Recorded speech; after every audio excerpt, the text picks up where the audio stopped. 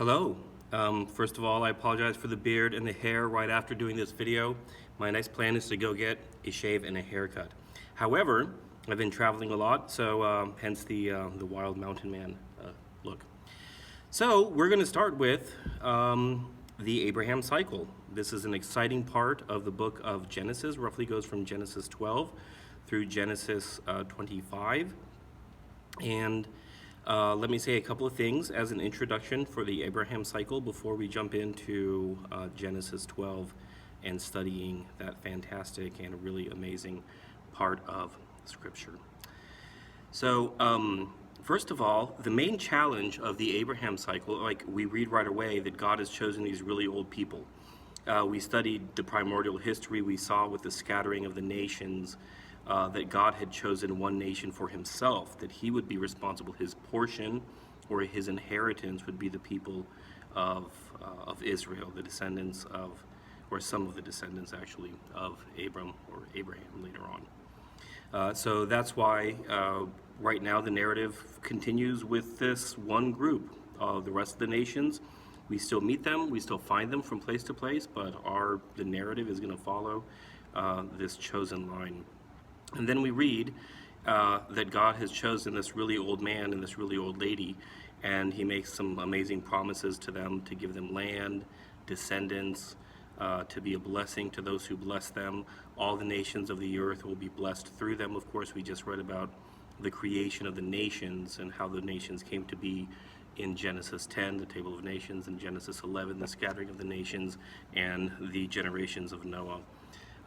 So we've already been prepared for all of this. When it says that you'll be a blessing to all the nations of the earth, we're like, okay, so the nations of the earth have been entrusted to the different Elohim. However, God is going to use this one nation, and he is going to take a personal interest in using this one nation to be a blessing to all the nations of the earth. So we read about that in Deuteronomy 26, I think, and Psalm 82, Psalm 89. So we looked at a bunch of different texts about that. So you can go ahead and read those three passages if you want to know more. Well, anyway, let me just give you some general things about what is going on with the Abraham cycle. First of all, the Abraham cycle is not a tightly narrated, tightly composed narrative. So it's not like, for example, the Joseph story, which is very clearly one story from beginning to end. It's not like the book of Ruth, which is very clearly one story from beginning to end. In fact, it is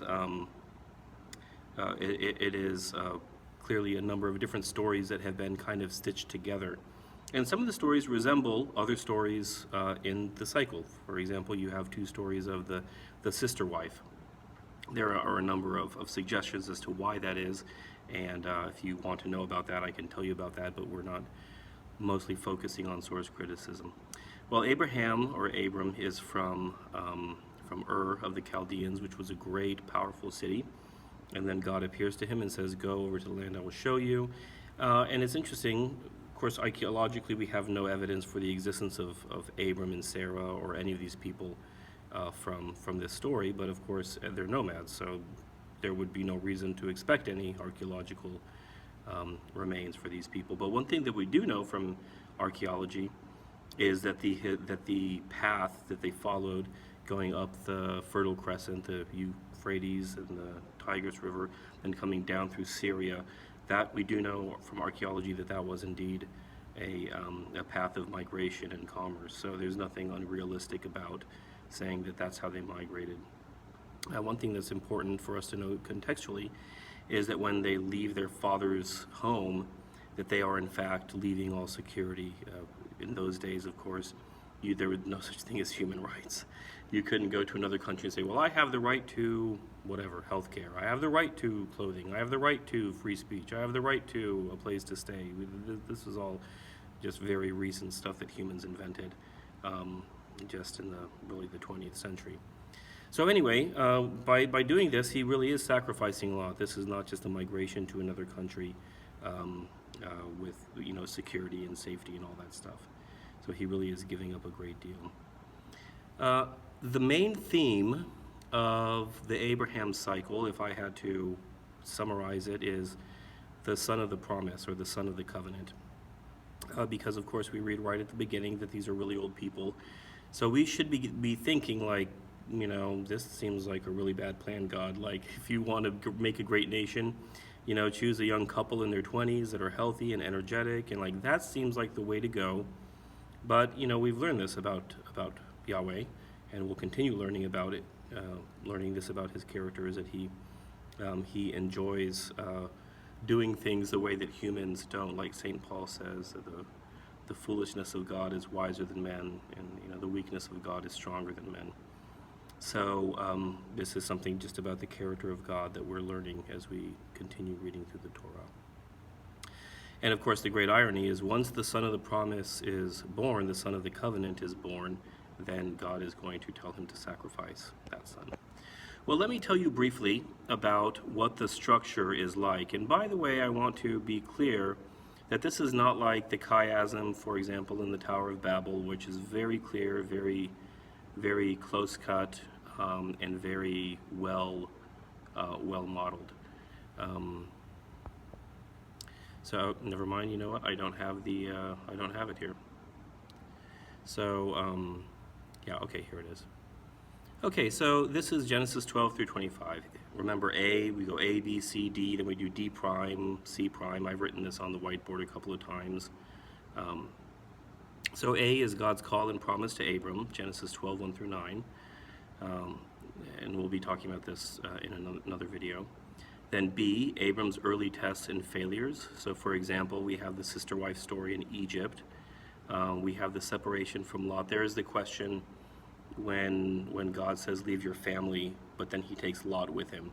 Is that okay, or is that not okay? Is Abram kind of saying, well, I want to obey, but I'm not going to totally obey?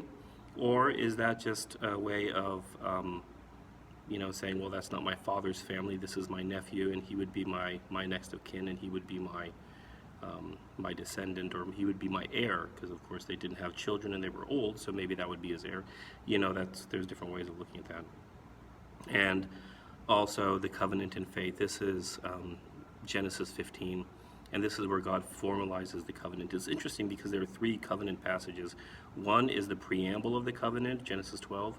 One is the formalization of the covenant, which is Genesis 15. And then later on, we have the sign of the covenant or the sacrament of the covenant in Genesis 17. So we have three different covenant stories. We don't have this with any of the other covenants. So just to give you an idea of how foundationally important this concept is. Okay, then we have C, Hagar and Ishmael.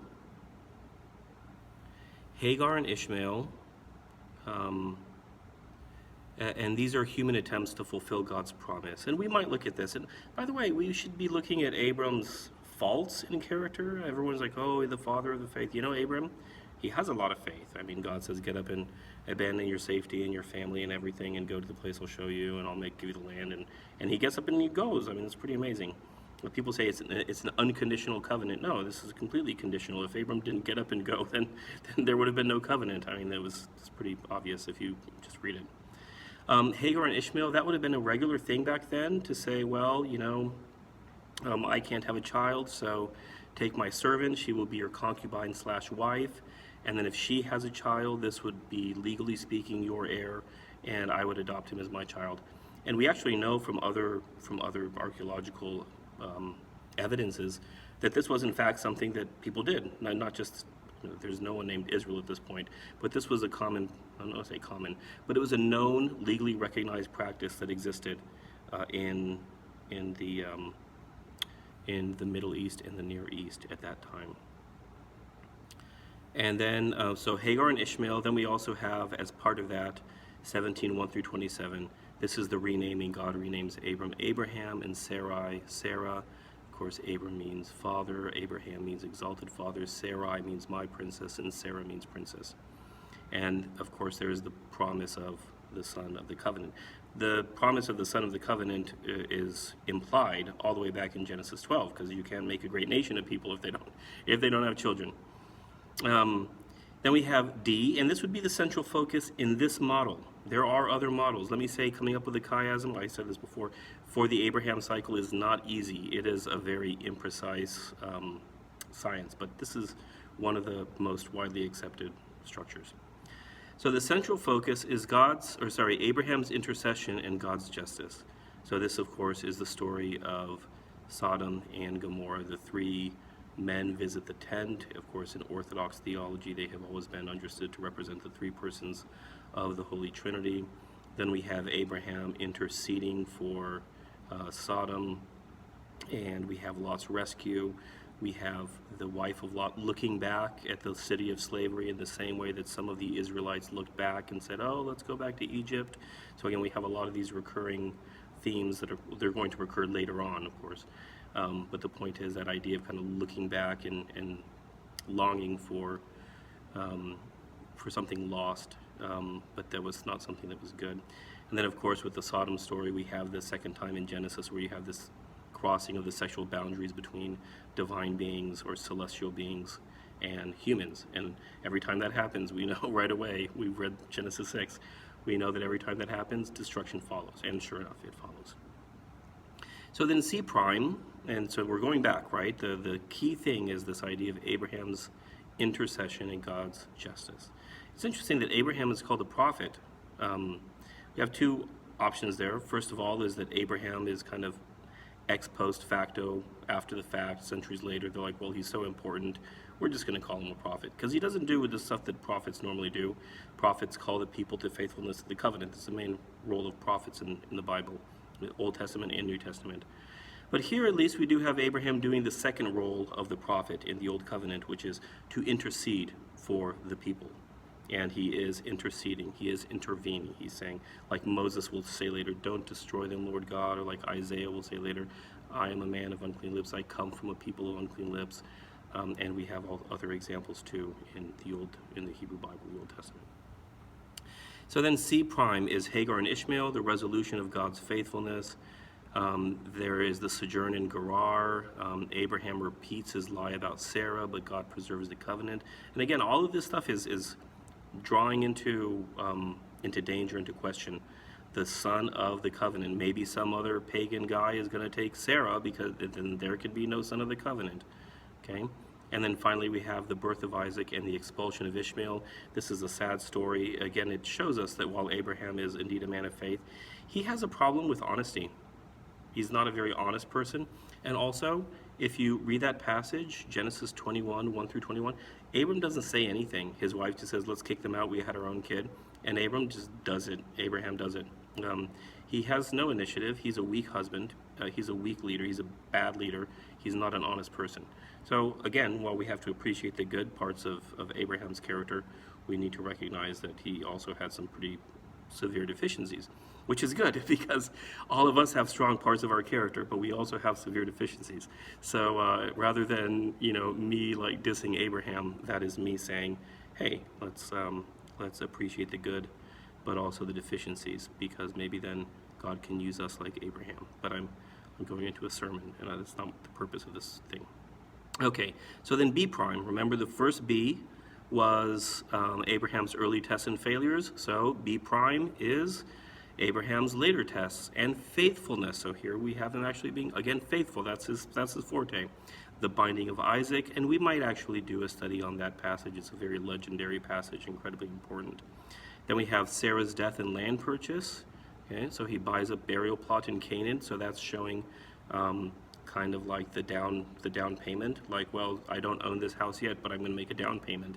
He doesn't own the land yet, but he's going to acquire the first part of a first tiny little portion of that land. So that is an anticipation of, or foreshadowing of, the fulfillment that will come centuries and centuries later. And then he finds a wife for Isaac. He understands that if Isaac marries one of the local women, he's not going to be a nation. He can't make a nation. He'll just be melded and sucked into the nations, the pagan nations of Canaan.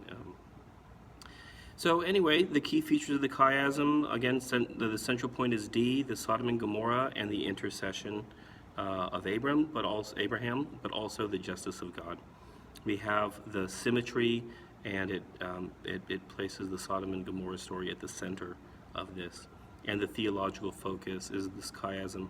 It highlights Abraham's growing faith and God's faithfulness to the covenant despite human flaws, including Abraham's character flaws and Sarah's character flaws. And we also have several instances here of the growing scope of God's vision, that while God is really investing in this one part, this one family of humanity, he still is interested in the Egyptians. He still is interested in the Canaanites. Although we'll have to wait, and we'll have to wait and see how God is going to use this family and this lineage to be a blessing to all the nations. Thank you.